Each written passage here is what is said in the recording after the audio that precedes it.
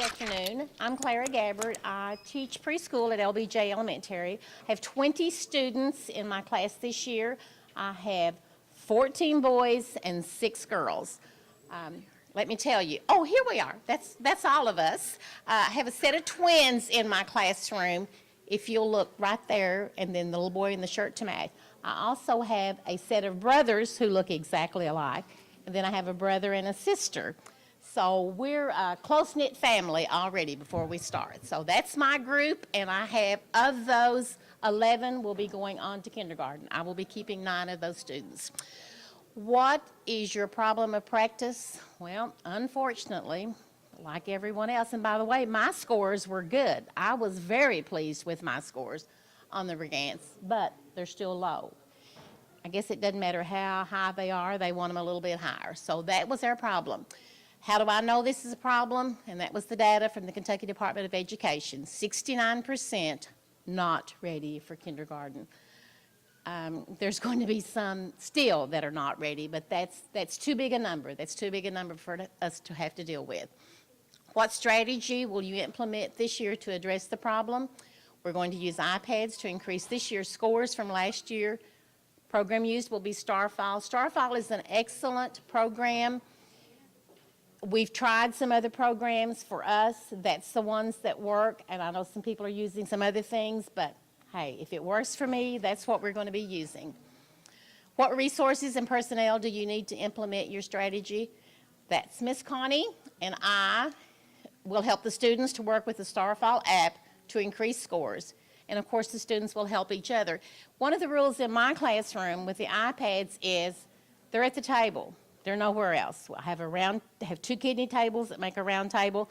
That's where the iPads are. I have 8 iPads. I already had 5 with the grant. We bought 3 in the covers for those. They're at the table. That's where they are. I don't want an iPad stepped on. I don't want someone using an iPad for a weapon. So iPads are at the table. That's not a problem. That's never been a problem. That's just where they are, and we established that rule early on. What research question will guide your study of this innovation? Of course, StarFile is aligned with the Common Core standards in English, language, arts. Data boards used to track progress. I don't know about your district, but in our district, it's data. Everything is data. Let's look at this data board, and I want you to notice the third one over that's empty. That says I can count to 30. All of my children can count to 30. The next one says I can count to 100. 15 of my 20 children can now count to 100. We count every day, and Connie's saying, yeah, I want to have to test those kids again.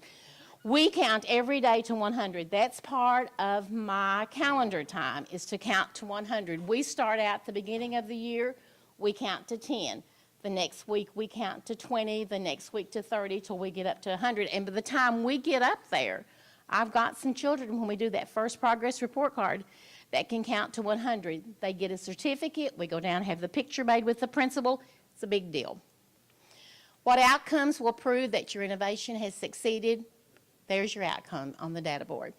iPads offer endless opportunities in the classroom throughout the school year. Students will be actively using the iPads during the day to engage in many types of classroom learning experience. Students can engage in all subject areas using StarFile. How will you measure these outcomes? Hopefully, the Brigant scores improve even more this year. Knowing body parts. And one of the things on the Brigants is to know your fingernails. I'd never taught that before. I don't know. So that was kind of neat.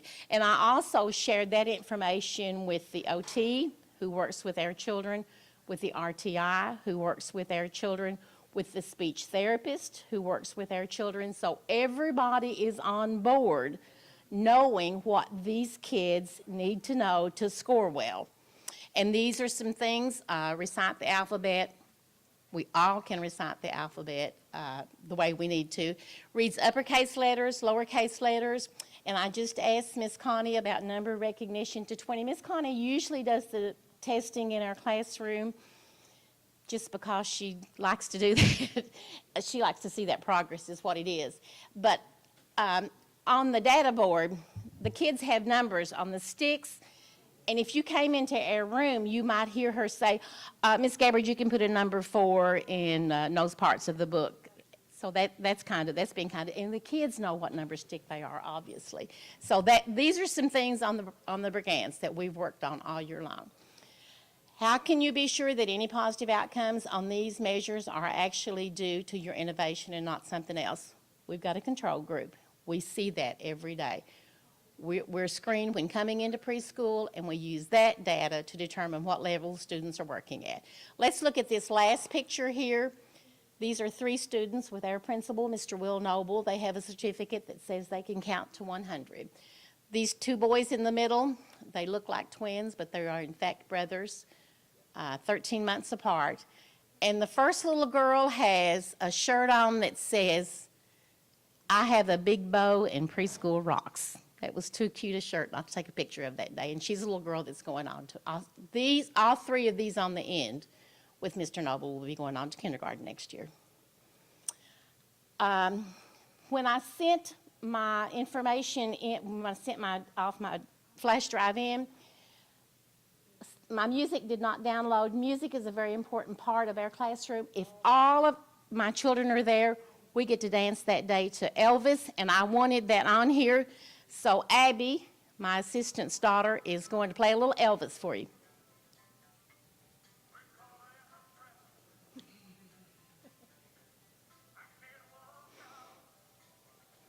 And this is on the bulletin board outside my classroom, and it's true. I'm in preschool. I'm not built to sit still, keep my hands to myself, take turns, be patient, stand in line, or keep quiet all of the time. I need motion, novelty, adventure, and to engage the world with my whole body. Let me play. Trust me, I'm learning. Okay, Abby, thank you. Thank you. Anybody have any questions or comments? Come to Jackson, come to Breathitt County and see us. We'd love to see you.